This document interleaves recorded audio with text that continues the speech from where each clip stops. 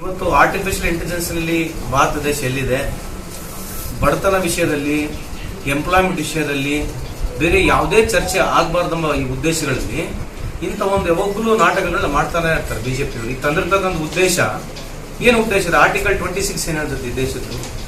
Article 26 ಎಲ್ಲಾ ಮೈನಾರಿಟೀಸ್ಗಳಿಗೆ, ಬರೀ ಮುಸಲ್ಮಾನರಷ್ಟೇ ಅಲ್ಲ, ಸಿಖ್ ಬಂದರು, ಇಸಾಯಿಸ್ ಬಂದರು, ಕ್ರಿಶ್ಚಿಯನ್ಸ್ ಬಂದರು, ಬೌದ್ಧರು ಬಂದರು, ಎಲ್ಲ ಬೇರೆ ಬೇರೆ ಮೈನಾರಿಟೀಸ್ಗಳಿಗೆ ಅವರಿಗೆ ಆದಂಥ ಒಂದು ವ್ಯವಸ್ಥೆ, ಅವರಿಗಾದಂಥ ಒಂದು ಇನ್ಸ್ಟಿಟ್ಯೂಷನ್ಸು, ಅವರಿಗಾದಂಥ ಆಸ್ತಿಗಳು, ಅವರಷ್ಟಿಗೆ ಅವರು ಕಾಯ್ದೆ ಕಾನೂನುಗಳನ್ನ ಮಾಡಿಕೊಂಡು ಈ ದೇಶದ ವ್ಯವಸ್ಥೆಯಲ್ಲಿ ಮಾಡಬೇಕಂತಕ್ಕಂಥದ್ದು ಆರ್ಟಿಕಲ್ 26 ಹೇಳುತ್ತೆ. ಇದನ್ನ ಆರ್ಟಿಕಲ್ 26 ಉಲ್ಲಂಘನೆ ಮಾಡಿ ಮಾಡತಕ್ಕಂಥದ್ದು ಏನು? ನಾಳೆ ಸುಪ್ರೀಂ ಕೋರ್ಟ್ ನಲ್ಲಿ ಹೋಗಿ ಸ್ಟೇ ಆಗುತ್ತೆ ಅಂತ ಕೂಡ ಗೊತ್ತಿದೆ. ಪ್ರಚಾರ ಸಿಗಬೇಕು. ಈಗ ಅವರಿಗೆ ಈ ವಿಷಯಗಳು ಬಿಟ್ರೆ ಅದೇ ಹೇಳ್ತಾರೆ. ನಿಮ್ಮನ್ನು ನಾವು ಕೇಳ್ತಿರೋದು, ಈ ಬಿಜೆಪಿಯವರಾಗಿರ್ಲಿ, ಇವತ್ತು ಪ್ರಹ್ಲಾದ್ ಜೋಶಿ ಸಾಹೇಬರು ಬಹಳಷ್ಟು ಸರಿ ಎಲ್ಲ ಬಂದು ನಮ್ಮ ಸರ್ಕಾರಕ್ಕೆ ಟೀಕೆನೆ ಮಾಡ್ತಾರೆ. ಇವರ ಸರ್ಕಾರಗಳು, ಫಾರ್ ಎಕ್ಸಾಂಪಲ್ ಉದಾಹರಣೆ UP ಆಗಿರ್ಬೋದು, MP ಆಗಿರ್ಬೋದು, ಬಿಹಾರ್ಗಳಾಗಿರ್ಬೋದು, ಇವರು ಕಳೆದ 30-40 ವರ್ಷದಿಂದ ಸರ್ಕಾರಗಳು ಅಲ್ಲೇ ಇದಾವೆ.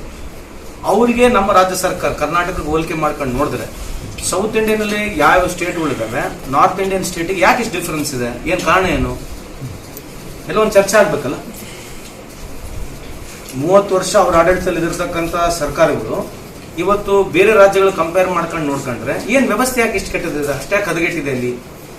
ಇಂಥದ್ರ ಬಗ್ಗೆ ಚರ್ಚೆ ಆದ್ರೆ ಸಮರ್ಪಕವಾಗಿ ಬಿಜೆಪಿಯ ವೈಫಲ್ಯಗಳನ್ನು ಹೇಳ್ಬೋದು. ಬಟ್ ಏನಂದ್ರೆ ದಿನ ಬೆಳಿಗ್ಗೆ ಇದೆ ಅಲ್ಲ ಸ್ಟೋರಿ, ಒಂದು ಟಿವಿ ಅವ್ರ ಹತ್ರ ಇದೆ, ಅವರೇ ನರೇಟ್ ಮಾಡ್ತಾರೆ ಸ್ಟೋರಿ.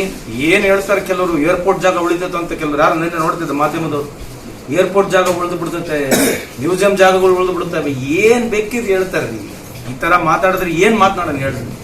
ಈ ಆಂಕರ್ಗಳು, ಕೆಲವು ಆಂಕರ್ಗಳು ಏನ್ ಮಾತನಾಡ್ತಿದ್ದಾರೆ.